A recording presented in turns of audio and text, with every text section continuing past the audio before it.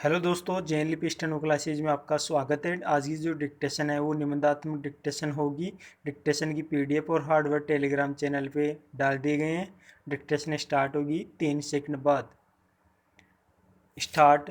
शिक्षक, अध्यापक, गुरु, टीचर और मास्टर ये कुछ शब्द हैं जो हमें शिक्षा के क्षेत्र में देखने और सुनने को मिलते हैं और इनके साथ ही विद्यार्थी, शिष्य, स्टूडेंट और चेला शब्द भी देखे और सुने जा सकते हैं। भारतीय परंपरा के अनुसार गुरु और शिष्य से बात प्रारंभ की जाए तो अच्छा रहेगा। उपयुक्त पंक्तियों में शिष्य संयम में है कि भगवान और गुरु दोनों खड़े हैं, किसके पाँव छूने चाहिए। तभी उसी शिष्य को आभास हुआ कि गुरु के कारण ही भगवान के दर्शन का सौभाग्य मिला है। पहले गुरु के पाँव छू लेने चाहिए। कहने का यह अभिप्राय है कि यह गुरु का पद भगवान से भी ऊंचा माना गया है। पेरा, निष्ठावान शिक्षक ही छात्र के जीवन में सुधार कर सकता है और शिक्षक के द्वारा ही छात्र जीवन में शिखर को छू पाने में सफल हो सकता है। शिक्षक और छात्र दोनों के मन में भावना का होना अति आवश्यक है। एक और तो बेचारा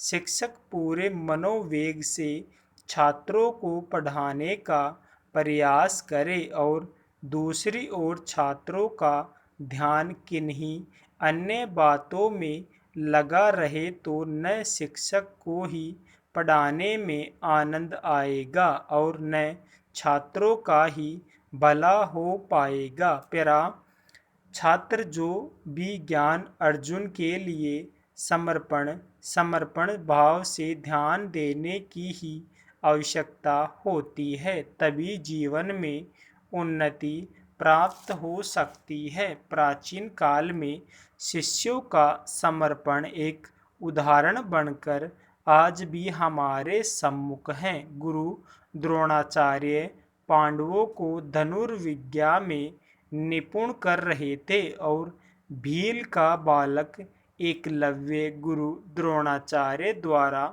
पांडवों को सिखाया जा रही धनुष विद्या को दूर खड़ा देखा करता था। एक ही मन से द्रोणाचार्य को अपना गुरु स्वीकार लिया और वह भी धनुष का स्वतः ही अभ्यास करने लगा।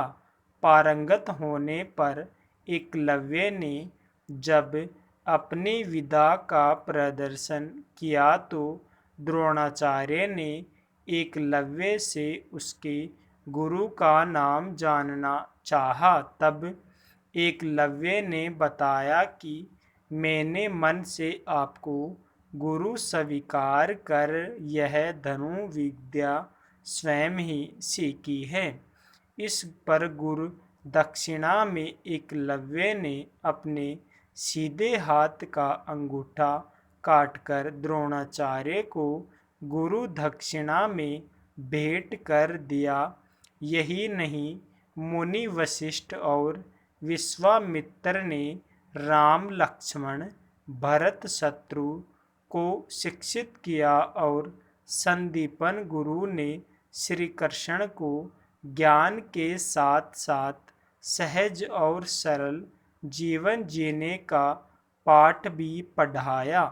शिक्षक गुरु या आध्यात्मिक कुम्हार की भांति कहे गए हैं। जिस प्रकार कुम्हार अपनी गीली मिट्टी को जो चाहे आकार देने में सक्षम होता है, उसी प्रकार गुरु शिक्षक का अध्यापक अपने शिल्प को आकार दे सकता है।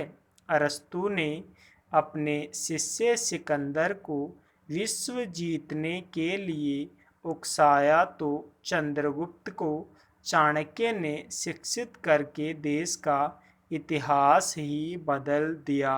पेरा, छोटे बच्चे के मन में अध्यापक का जैसा गहरा प्रभाव पड़ता है वैसा किसी अन्य का नहीं।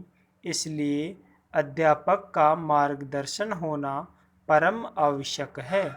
अध्यापक ही ऐसा एक केंद्र बिंदु है जहाँ से बौद्धिक परंपराएं तथा वैज्ञानिक और तकनीकी कुशलता एक पीढ़ी से दूसरी पीढ़ी को संचारित करती है। यह अध्यापक या शिक्षक ही होता है जो सभ्यता के दीपक को प्रज्वलित करने में अपना योगदान करता है। शिक्षक अध्यापक या गुरु व्यक्ति का मार्गदर्शन ही नहीं करता अपितु समूचे राष्ट्र का भाग्य निर्माता भी होता है। पैरा शिक्षक यदि योग्य होगा तो छात्र भी योग्य ही बनेंगे। शिक्षक के व्यक्तित्व का प्रभाव छात्र पर निश्चित रूप से पड़ता है। चरित्रवान और नीतिवान अध्यापक के विद्यार्थी भी चरित्र और नीति में प्रवीण होंगे। शिक्षण निरीक्षण मार्गदर्शन मूल्यांकन और सुधारात्मक कार्यों के साथ साथ योग्य अध्यापक ही विद्यार्थियों अभिभावकों और समुदाय से सदैव अनुकूल संबंध स्थापित करने के दायित्व को भी निभाता है। अध्यापक द्वारा शिक्षक छात्र जब परीक्षा में सफल होते हैं तो सबसे अधिक गर्व अध्यापक को ही होता है। अर्थात शिष्य का कर्तव्य है कि वह गुरु के चरणों की धूल अपने मस्तक पर धारण करे। लेकिन आज के संदर्भ में यदि हम देखें तो इसका यह भी अर्थ है कि विद्यार्थी अपने अध्यापक का सम्मान करे। अध्यापक या शिक्षक का कार्य तो केवल शिक्षा देना है मगर विद्यार्थी का कार्य अध्यापक से भी बढ़कर होता है। विद्यार्थी या छात्र का यह दायित्व हो जाता है कि सम्मान पूर्वक वह शिक्षा को भी ग्रहण करे साथ ही शिक्षक का भी पूरा सम्मान करे। यह कटु सत्य है कि ताली बजाने के लिए दोनों हाथों की आवश्यकता पड़ती है। एक हाथ से कभी भी ताली नहीं बजाई जा सकती। पैरा छात्र यदि विनम्र होगा तो वह अपने अध्यापक से अच्छी शिक्षा प्राप्त करके अपने कर पाने में सक्षम रहेगा। लेकिन यदि छात्र उद्दंड है तो वह सदैव विरस्कृत ही होता रहेगा। इसमें हानि छात्र की होती है। अध्यापक ने जो भी शिक्षा देनी है वह सामूहिक रूप से सभी छात्रों को कक्षा में देगा और यह छात्रों पर निर्भर करता है कि वह उस अध्यापक की शिक्षा को कितना ग्रहण कर पाते हैं। पूरी कक्षा में अध्यापक किसी भी छात्र से शिक्षा देते समय अर्थात पढ़ाते समय कोई भी भेदभाव नहीं रखते।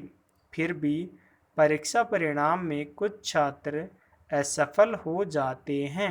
इनमें दोष उन छात्रों का है जिन्होंने मन लगाकर न तो अध्यापक की बात ही सुनी और न ही मन लगा अध्ययन चिंतन और मन ही किया। लेकिन किसी भी छात्र के असफल होने का दुख छात्र से अधिक अध्यापक को होता है क्योंकि अध्यापक को मन ही मन यह लगता है कि शायद मुझसे छात्रों को ठीक प्रकार से बताने या समझाने में कोई कमी रह गई है। पैरा शिक्षक और छात्र का संबंध तो दूध और पानी की भांति होता है। जैसे दूध में मिला पानी भी दूध ही कहलाता है उसी प्रकार एक अच्छे चरित्रवान शिक्षक छात्र भी अच्छा चरित्रवान ही कहलाने का अधिकारी होता है। जहाँ अध्यापक का दायित्व छात्र को